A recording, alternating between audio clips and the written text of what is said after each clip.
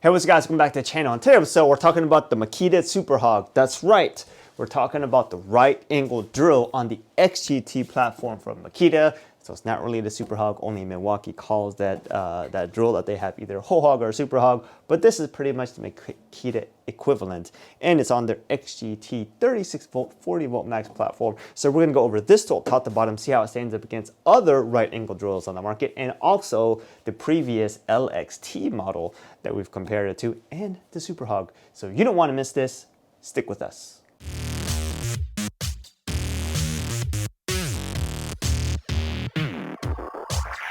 So like I mentioned in other videos, got to throw up a quick disclaimer. This is not going to be a video where we just take this right angle drill and drill a bunch of big, large diameter holes or even smaller diameter holes in in some wood just to show you that it can get the job done, mainly because that's exactly what this tool was designed to do. So it's going to be able to get that job done regardless of if I show you or not, right? It's all accepted fact that it's going to get this thing done. So what we want to do is kind of take this tool, go over top to bottom, and also compare it to other just regular drills and getting some similar types of jobs done. And we'll also compare it to other drills in this class, right? So if you're just looking for a video to see if this thing can drill 6-inch holes, 4-inch holes, or anything like that, then this is not the video for you. Although other stuff in this video will probably be of use to you. So just want to throw that disclaimer out there, all right? So with that being said, let's go ahead and talk about this. So this right here is the right angle drill on the Makita XGT platform, 40 volt max platform. It's their fairly newer platform, and the model number on this one is GAD01. The GAD01 has a keyed chuck, Jacob chuck, as you see here. They do make a quick change model. What is it? The 7/16 model, I think. And that one has the quick change chuck, and then that one is GAD02. They're priced both about the same. Just know that the model difference mainly is only the chuck. The performance and everything else about the drill is exactly the same, okay? So speaking of price, as with the Makita tools and their XGT stuff, there's gonna be a little bit of a premium. We did go out and buy this tool, so this is not a sponsored video. Nobody sent this to us. We did pay for it with our own money. We've had it for quite a few months, so now we can actually, talk about it. So it's sold as a kit or a tool only. If you buy it as a tool only, it'll cost you somewhere around 500-ish, 525. If you buy it as a kit, it will be somewhere closer to 700. But with promos and stuff you can find, you could really get it probably close to about $400 or $500 in realistic time. So that's what's going on. So before we get too far into it, let's go look at the marketing hype, and then we'll bring you in closer and take a better look at it. So this right here is the Makita's 40 volt max XGT half-inch right angle drill. It offers the freedom of from the cord in high demand drilling applications. It has a Makita built brushless motor, 2-speed transmission, variable speeds with modes of 1 and 2, where mode 1 goes up to 350 RPMs and mode 2 goes up to 1400 RPMs, and delivers maximum efficiency for a wide range of drilling applications. It can drill up to 6 1/4 inch holes with hole saws and 4 5/8 inch holes with self-feeding bits. It includes a torque limiter to reduce gear damage, has a soft and smooth startup, has electronic brake and LED light. It has a side handle that you can attach to the drill, which is not included. Okay, the drill features the same typical XPT technology as in all the Makita tools, and as part of their XGT platform. According to the manufacturing specs, it weighs in at 12.8 pounds with the battery. I'm not sure where they're getting that from, because when we measured it, it came in weighing vastly different, but we did measure it with the handle, so there can be that thing. This also has power on or off type feature. So this is one of those tools where you need the power on before you can start using, and it will automatically power off, for safety reasons and stuff like that. It is a keyed chuck, half-inch chuck. It doesn't say it's a Jacobs chuck, but if you look at it, it pretty much looks exactly like a Jacobs chuck. It just says Makita on it, and the key is stored on the tool, okay? It has a retractable tool hook. It doesn't say belt hook, but tool hook, and you can tether an attachment to it. So if you wanted to use some type of fall rest type system, you can put it on there. It is, if you buy it from the authorized Makita dealer and all that kind of fun stuff, it is protected under their 3-year limited lifetime warranty. All right, so real quick, just want to point this out. According to the manufacturing hype, when we were reading up the specs and stuff like that, it said it's rated up to 1400 RPMs.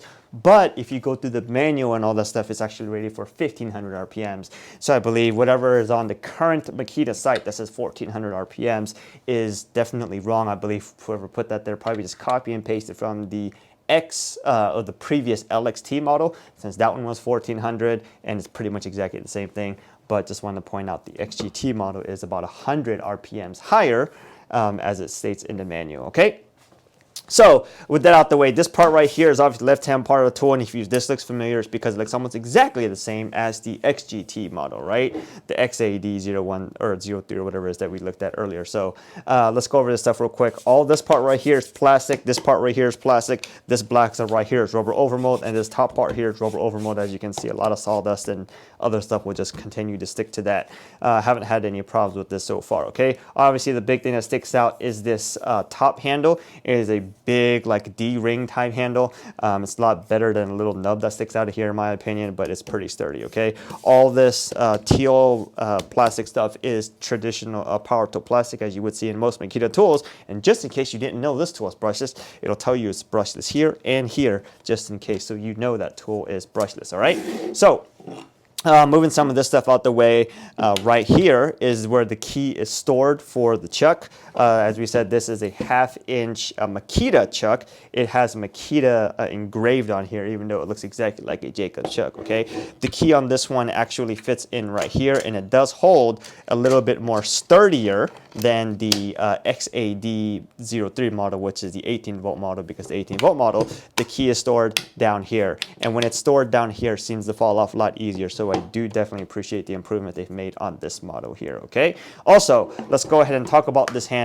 So this handle will screw into here, as you know right here, right? Or on the other side, because this side goes all the way through, okay? So I have a big problem with this handle, and if you don't know what the problem is this handle is not included in the XGT model when you buy it, okay? Whether you buy this tool as a kit, like the PT1 or whatever they call it now, or just the bare tool only model, you do not get this handle. And if you dig through the manual and the website and all that kind of fun stuff, try to figure out what exactly is the part number for the handle, it is not shown or told anywhere. So this handle here is actually from the XAD LXT model, and it fits on here perfectly, and that's how we've been using it. If you're in a pinch, you could probably use the Super Hawg handle in here, and we have done that before, but the threads and the sizing is just a little bit off, as it's probably, you know, comparing, if we're talking about the SAE versus metric system, it's probably that type of thing, but it does fit in here, and if you crank it down tight, it will hold, okay? Long-term use, that'll probably do some damage, so I just want to point that out, but if you are in a pinch, you can do that. So like I mentioned, the biggest problem is they don't include this. So that is a downgrade, because on the LXT 18-volt model, they do include the handle, and it's not easy to come by to replace the handle, because it's not like this handle is in high demand or is widely popular where you can just go pick it up. So just looking for the handle model, wasn't really able to find it anywhere. And if you look through the manual, all it says is it's an optional accessory. It doesn't tell you what the number is. So just know that when you buy it, you will not get this handle, okay? All right, so moving on from that, on the back side here, this is where the battery is put on, as you could imagine, as you see right here. And this is a power tool 4 amp hour battery. But as you can see here, traditional LX or Makita stuff side, there's like the low-gel inserts here to help reduce some of the vibrations, right? Back side here, nothing too interesting. On the right side here of the tool, it's pretty much exactly the same as the left side, without telling you it's brushless, right? But it will tell you it's XGT, just not in color, okay? So that stuff is there, and we'll go towards the bottom. If you look on the bottom here, this is where the optional tool hook is stored. This is what I'll call more of a rafter hook, because if you put this thing on your belt, something weighing close to about 15 pounds, yeah, your pants are going to be on the ground, okay? So it is a pretty good, decently sized rafter hook. And this loop here is where you would tether like your lanyard or fall rest type system, in case you did have one. And if for whatever reason it was getting in the way, and it doesn't for us, you can just remove this by removing these 2 bolts here. So this is nice, because several times we've used it on a ladder or some type type of scaffolding type situation, you can just hook it right here instead of having to put it on the ground, okay? The LXT model had like a little belt loop type thing here. You can only put a lanyard type system and was not able to hook it, okay? So moving on to the other part here, this right here is where the LED light is. It does stay on, as you would imagine, pretty standard LED light, and it shines pretty much exactly where you want it to go, unless you're using a really long bit. In that case, it probably won't shine towards the tip, but it's definitely better than having nothing. Right here is where they say the all metal gear housing and casing stuff is. So as you can imagine, pretty standard, traditional with right angle drills. As you put up here, it goes to mode 2, high speed mode, and as you go here, it's low speed mode. On mode 1 or gear 1, there is a torque limiter that is built in, and it will activate if you just bind up against something and the drill feels like you need to limit it out. But on mode 2, there is no clutch/torque limiter there, okay? So moving on to this part here. So this right here, as you can see, is a keyed 1/2 inch chuck. If you look at it closely, it doesn't exactly say where it's made or any model numbers or any of that kind of stuff. It will tell you there's some number on here that says 5/64-1/2, right? That's a cap. Maybe it's a model number, who knows? But the only other thing to point out here is that right here, it will tell you that it's engraved and it says Makita, but it looks almost exactly like a Jacobs chuck, okay? And the key for it, like I mentioned, is stored right here. So if you did crank it down, you know, you would just crank this down, use it or whatever you need to do, and just put the key back right here, like so, okay? Haven't had any issues with it coming loose, and we've mixed a bunch of stuff with it, so not to worry. This handle here is adjustable, so you can move it this way forward or this way backwards, but it does take an Allen hex wrench to do that. The other problem I pointed out with the previous model is that they include the wrench in the box, but when you are unboxing it, make sure you're careful because it's down at the bottom of the box, because it's not like there's anywhere to store it, so they just store it in the box, and if you're not careful with it, you'll throw it away. It's just an Allen wrench. It's a pretty standard Allen wrench, so nothing to worry about. But as I mentioned, there's no place to put that, right? So just keep that in mind, okay? Moving on the top here, other part here to point out is here's the power button. You just press it real quick to turn it on. Green light here will come on, tell you that it's on. It doesn't tell you how long it takes with no movement or usage to turn off. Even in the manual, we went through it front, side, inside, and out. It's just not there. It just says after a long period of no use, it turns off. And I'll go ahead and tell you, we've mixed drywall mud and a few times, and it's not annoying. It doesn't turn off too fast, but you know, it is there. I guess it is a little bit better to keep it, you know, automatically turned off. So, you know, if you're carrying it, you don't, or with it off, you don't just, you know, accidentally press the trigger and hurt yourself, you know. The other thing right here is this is a automatic speed change light. So this tool is equipped with an automatic speed change function such that in normal mode, regardless of if you're in 1 or 2, it operates in high speed mode for that mode, okay? So high speed mode, if you're on mode 1, it just probably operates at the higher speed, and then when it or operates at high speed for that band that you're in, and then when it gets up against a lot of resistance, the light will come on and it will shift automatically into high torque mode, okay? So don't worry, band 1 or mode 1 and mode 2 still has its own band, so it's kind of just within that band. It's not like if you're on mode 1, it just automatically starts in high speed mode, okay? Or like in speed 2 mode, let's say. So every once in a while we'll notice it. Probably some of the testing will probably show it'll just automatically switch and you probably can't tell what's happening. It is nice that it's there to let you know exactly what's happening, but it's not like anybody really pays attention to it when you are using it, right?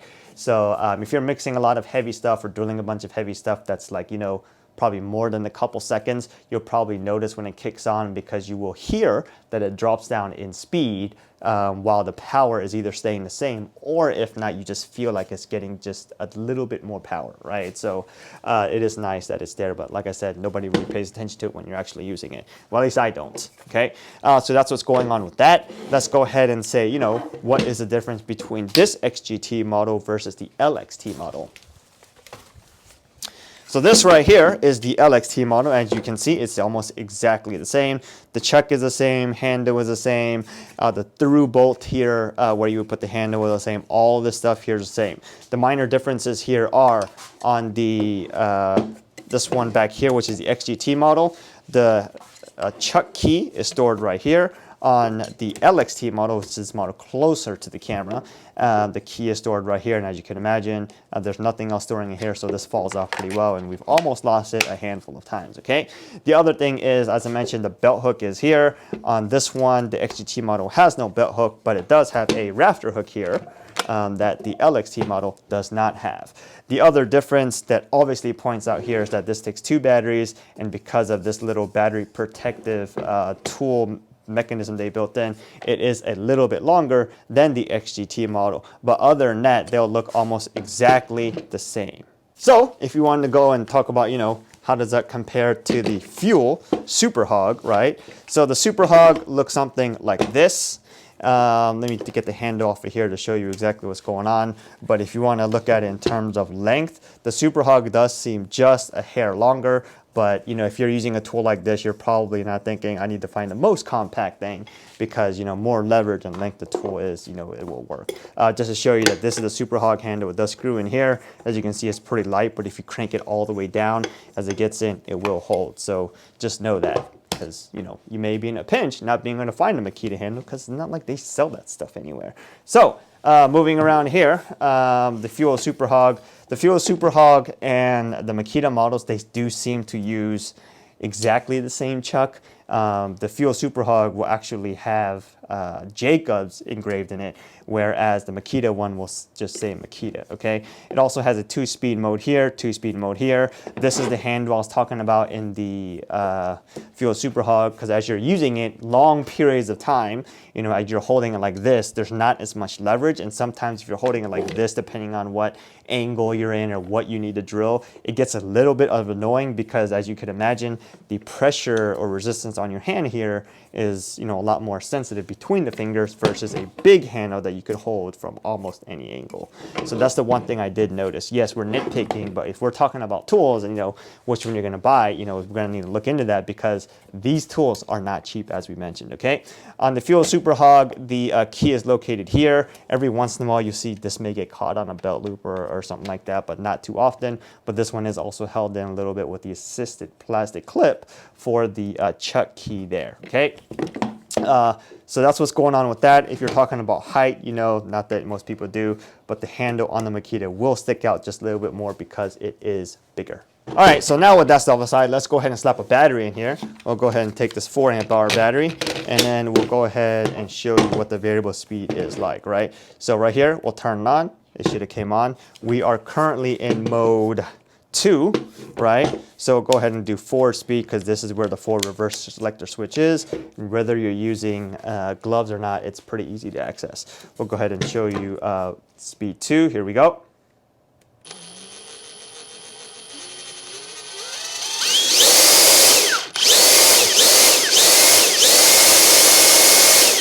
Right?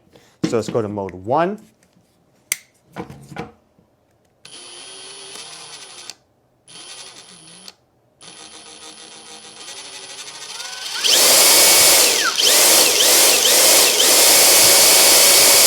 Let's go back to mode 2. Right? So that stuff does seem to work pretty well, as you could imagine. The variable speed trigger is really nice, and there's like a slight delay, kind of like a soft startup type thing, that does seem to really help. It just sounds smooth and feels really smooth. So now enough of that. Let's go take a look at what the performance looks like with the tool compared to other ones.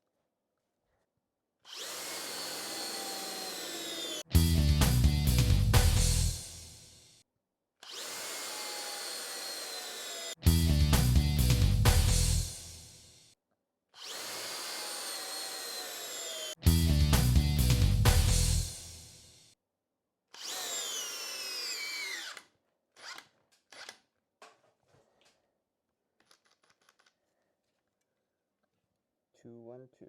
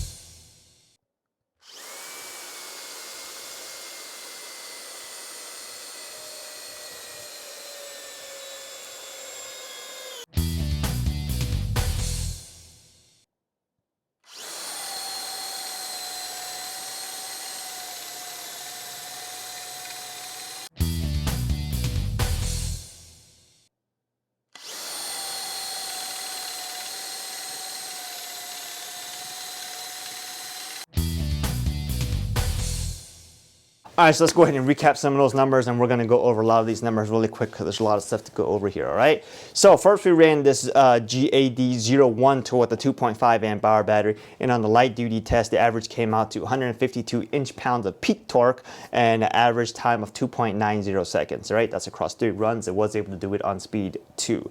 On the heavier duty test, the 1/2 inch by 8 inch lag, it had to do it on speed 1, and the average of the 3 runs comes in at 522 inch-pounds of peak torque and 10.67 seconds on average, all right?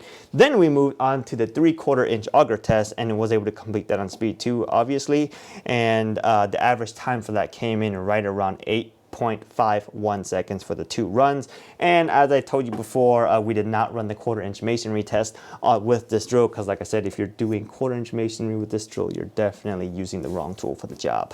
So the peak torque that we measured across all the tests that we did with this tool is 517 inch-pounds, and the weight of the tool, the battery, and the handle comes in weighing in a whopping 12 pounds, 12.48 ounces, all right? So that is a heavy tool, okay? We'll go ahead and talk about something before we get to the peak torque. So then we took the drill and used the 4 amp hour fully charged battery, XGT battery. And on the light duty test, the average of 3 runs comes in at 98 inch-pounds of peak torque measured and 2.51 seconds on speed 2. On the heavy duty test, peak torque average was 414 inch-pounds, and the average of the 3 runs comes in at 8.69 seconds on average, and that was on speed 1. All right, so moving on to the 3/4 inch auger test, it was able to complete that challenge on speed 2, and the average time was 6.30 seconds. And we did not run the 1/4 inch masonry test on with this tool setup. And the peak torque measured for all the tests that we ran so far came in at around 507 inch-pounds, and the weight of the tool and the 4 amp hour battery and the handle was 13 pounds and 5.28 ounces. All right. So with that being said, let me go ahead and make sure the peak torque number, what that really means here. So the peak torque that we measured, that we record on here, is the peak torque that we measured as the tool was doing the job, not necessarily the peak torque power that the tool can provide, okay? So the main reason we provide that is it kind of tells you, what was the resistance or the demand like of it completing task, and we'll drill into that just in a little bit, just in a few seconds. Just wait up. All right, so let's go take a look at total performance numbers, because that's what people want to know. So the total performance number, when we add up the sum of the 3 test averages, with the 2.5 amp hour battery, it was 22.08, which puts it in 26th place. And then with the 4 amp hour battery, it was 17.49, which puts it in 24th place, okay? So 23rd place is actually the XAD03, which is the LXT model with the 5 amp hour battery. So we'll drill into that in a second, all right? So let's go and drill into that right now, actually. So let's just put up the all the right angle drills, and then we'll go and walk through that, okay? So if you look at the numbers, and you're gonna say, why is their number so low compared to the other drills on the market? Because this is a really powerful drill, and it should have better leadership rankings, right?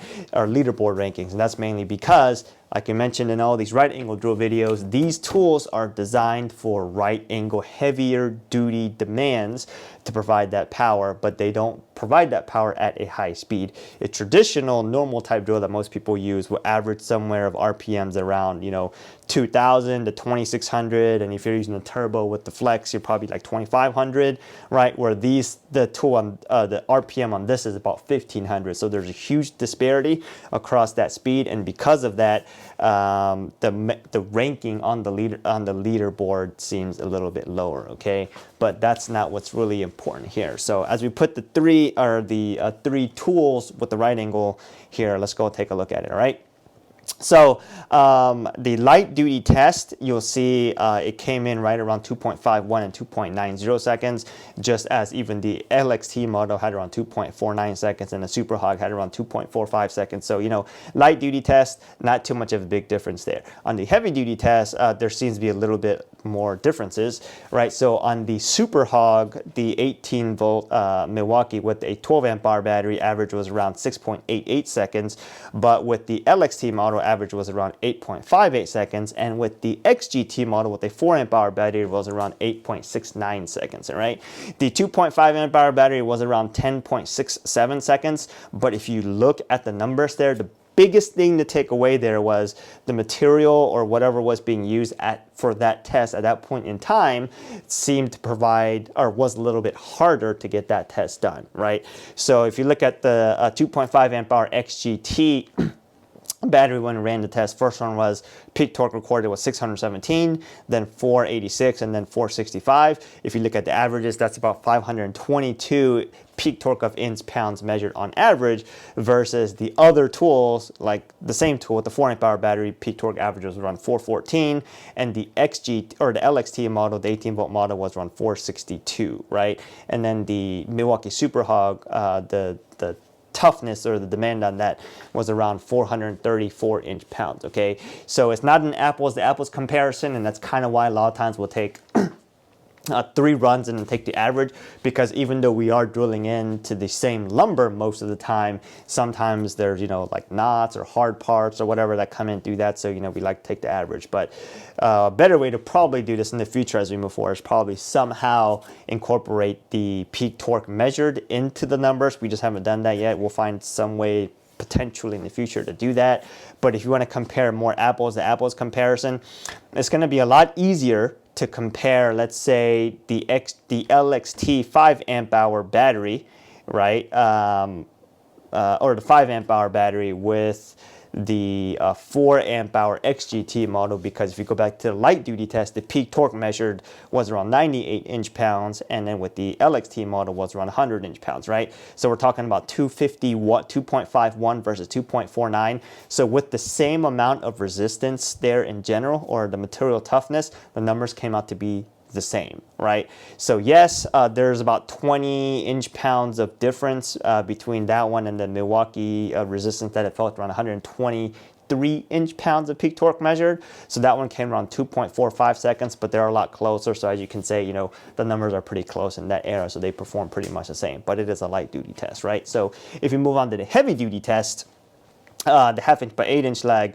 the peak torque measured for the XGT 4 amp hour battery was around 414 inch-pounds on average across 3 runs, right? And then the LXT 18 volt model was around 462 inch-pounds, but had a number or a time rating of 8.58 seconds versus 8.69 seconds on the XGT model. So the peak torque numbers are a little bit closer, and the numbers there are a little bit closer, right? But if you bring in the Super Hawg model, the Milwaukee model, the peak torque average was around 434 inch-pounds, and the number was around 6.88 seconds. So the Super Hawg definitely seems to be able to provide a little bit more speed with closer to the same amount of resistance. It is rated for about 150 RPMs higher than the LXT model, and it's rated about 50 RPMs higher than this XGT model, so it was able to get it almost about 2 seconds faster, right? After we incorporate some of the resistance numbers, right? So that's just one way to look at it. Another thing to look at is the auger test, because the auger test is really using the same type of auger to drill out the wood, not necessarily drive a fastening material, right? So let's go take a look at that. So this XGT tool with a 4 amp hour battery was able to do it on speed 2, same with all the other drills, and it was able to get the job done around 6.30 seconds average of the 2 runs, right?